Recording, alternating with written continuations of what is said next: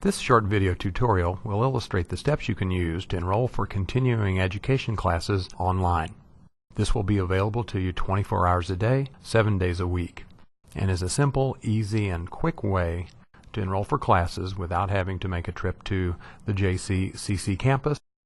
You can enroll and pay for your continuing education classes or your child's continuing education classes right online. Please note that you will require a PIN the first time you log in to enroll. Once you've enrolled in a continuing education class, you'll be able to use a password to come back and enroll at your convenience online.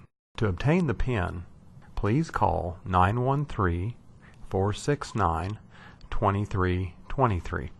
The Continuing Education Registration Department at JCCC will provide you with a username and password, or a username and password for your child if you'll be enrolling for your child. Again, once you're registered, you can use that username and password for future registration. If you'd like to follow along with the process, please use the pause button at the lower left-hand corner of the playback window. Pause the video and then start Internet Explorer. We'll be using the college website at jccc.edu, so if you're following along, please navigate out to our website and then restart the video. I've opened up Internet Explorer and am at the college website by using the address jccc.edu. On the right-hand side of the college homepage, I have a link labeled Login. I'm going to use the link labeled My JCCC. I'm going to single-click that link. You may be prompted that a pop-up has been blocked. My JCCC uses pop-up windows for information, so you'll need to have pop-ups allowed for jccc.edu to proceed. You'll be entering your username in the username field, and if this is your first time at My JCCC, you'll use the provided PIN to log in. Enter that PIN in the password field. After the first time using the PIN, you'll then reuse a password for future login for enrollment and registration. Once I've entered my username and PIN in the password field, I'm going to click the login button.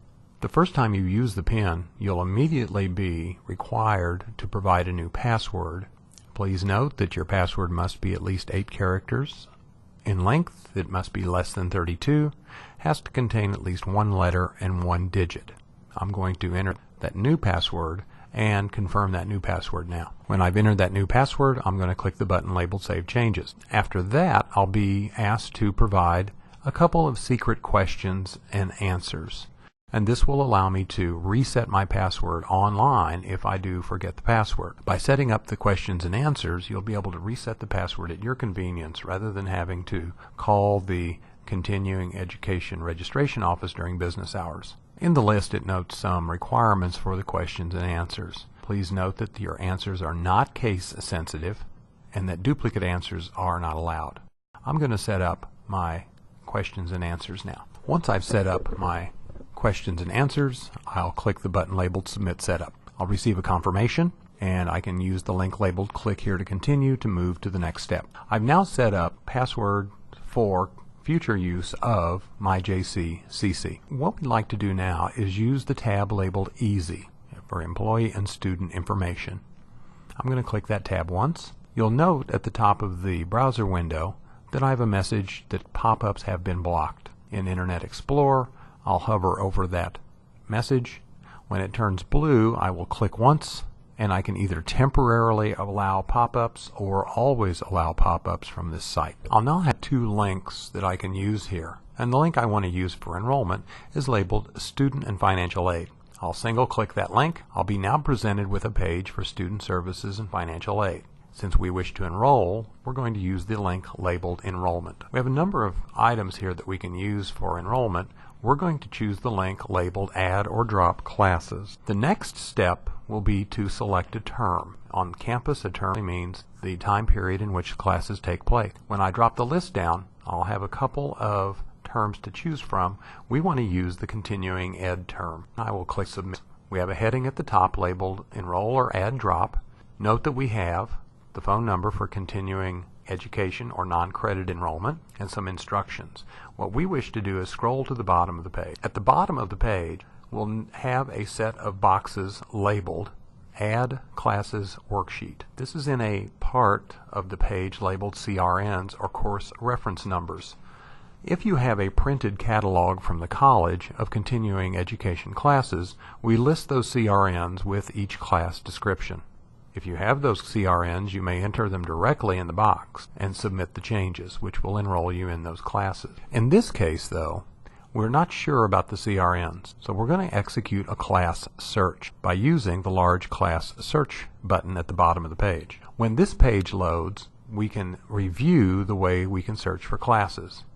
Scrolling down, we'll see that we can search by subject, by course number, by title, by instructor, when the sessions start, or on a particular day. We're going to search all of the courses within a specific subject.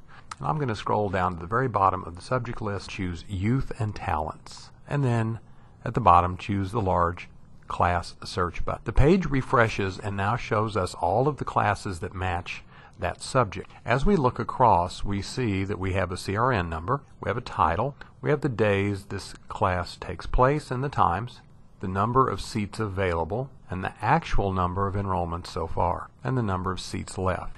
We also show wait lists, the number of seats that can be put on a wait list and how many of those seats are taken. Moving back to the left-hand edge of the page, we see that we have in the CRN list a clickable CRN number. When I hover over that number, it turns red and has an underline. When I single click it, it will give me some more information about the class. Registration dates, the instructors, the meeting times. I also have the ability to send an email to the instructor. If I need more detail, I can click the link labeled View Catalog Entry, and I get a little bit more information about the class. As I move through these pages, please watch for text-based links to allow me to return to the previous pages. I'm going to do so and move back to my class search results. Once I have found the classes I wish to enroll myself or my child in, all I have to do is click the checkbox for that class. Note that classes that are closed will have a C in the select box. I can choose multiple classes. When I finish choosing classes by clicking the select box, I'll move to the very bottom of the page. Moving to the bottom of the page allows me to do two things. If I am finished with enrolling in this subject and I do not need to enroll in any other classes, I can choose to do so by clicking the Register button. If I need to return to the class search and look for other classes to enroll myself or my child in, I'll use the button labeled Add to Worksheet. I'm going to do so now. The page will refresh, and at the bottom of the page we now see in our Add Classes worksheet the CRN for the class we wish to enroll in. When I finished enrolling in all the classes, I'm going to click the button labeled Submit Changes. And again, scrolling to the bottom of the page, I will now see a change here showing my current schedule, when I registered, it says I registered on the web, and the title of the class. At this point, you have completed registration, but enrollment is not complete. Enrollment for a continuing education class is only complete when payment has been made.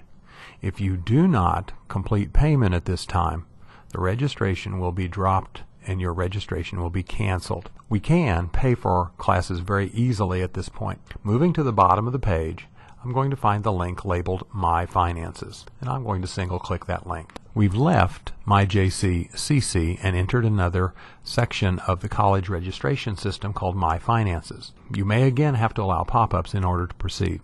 I'm going to click the large link labeled Login Now, and another window will appear. I'm going to scroll down and check my current status. My current status indicates that I have a $65 payment for a class due, and I have a link at the right labeled Make a Payment.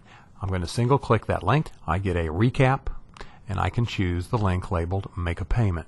Note that it is available in two spots, one at the top and in the explanation of my recent billing statement. I'm going to click the link labeled Make a Payment. The top of the page shows me this is a three-step process to make a payment and complete my registration and enrollment. I'll select a method. I will choose a payment option. I'll receive a payment confirmation. Scrolling down, I can choose a method either through an electronic check or a credit card. If you choose electronic check, you will need your bank routing number and account number, and payments may be made from personal checking or personal savings account. I'm going to choose credit card and then click the Go button. And scrolling down, I'll enter credit card information. After filling in my account information, I can choose to save this payment method for reuse in the future and give it a name. Otherwise, I can click Continue and select. The second step in processing our payment will be to set payment options. In the payment options window, it is critical that I select the correct term this payment is to be applied to. In the drop-down list in the upper right, I'm going to use the option for the continuing education term this payment is to be applied to. In this example, I'll drop the list down and use Spring CE 2010 as the correct term. If necessary, I'll add information to the memo, adjust the payment date if necessary, and click the Continue button. Step 3 in the payment process is to review the payment method and the payment options, again making sure that we have selected the correct term this payment is to be applied to, and again CE standing for Continuing Education. If necessary, I can click the link labeled Change These Values and edit them. But if everything is in order, I'm going to click the button labeled Submit Payment. We'll get a brief processing page and then a final confirmation. Scrolling down, we can review the payment confirmation details. Since the card was not presented for this transaction, it is a good idea at this time to print this page for your records, as it shows you your confirmation number, the authorization code, and the merchant ID. You will receive a follow-up email with payment details. If you make multiple payments for multiple classes, note at the top the link labeled Payment History, which will allow you to review all of your payments for classes taken through Continuing Ed here at JCCC. Once you've completed registration and payment, you may wish to go back and print a detailed schedule of the classes for later use. And to do so, we'll have to go back to my JCCC. I'm going to go back to the college homepage and use that same login link. I've returned to the jccc.edu homepage.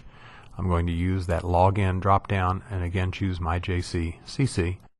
I've entered my username and password. I'll click the login button. Now, when I reached the My JCCC page for my registration, I can move to the bottom of this page and choose the correct term for my detail schedule. The page refreshes and it now shows me the class that I've enrolled in. I can at this time use the browser to print the page, or I can scroll back to the top, click the tab labeled My Courses, click the link labeled Detail Schedule on My Courses. After I've clicked the link for Detailed Course Schedule, another window will appear. I will have to choose the correct term, and when the page refreshes, I now have my current schedule, or my child's current schedule.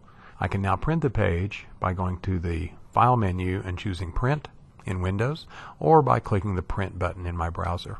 This will print a detailed schedule for use in the future. Once I've finished printing, I can close the window and come back to my JCCC. Once I've returned to the main My JCCC page, I can click the link for Logout up in the upper right-hand corner. We hope this has been helpful in illustrating the steps to log into My JCCC, enroll, register, and pay for continuing education classes for you or your children. If you have any questions during business hours, please feel free to call the Continuing Education Registration Office at 913-469-2323, or email them anytime that you have a question. And we'll show you the email address in the next slide. We're looking forward to seeing you in class.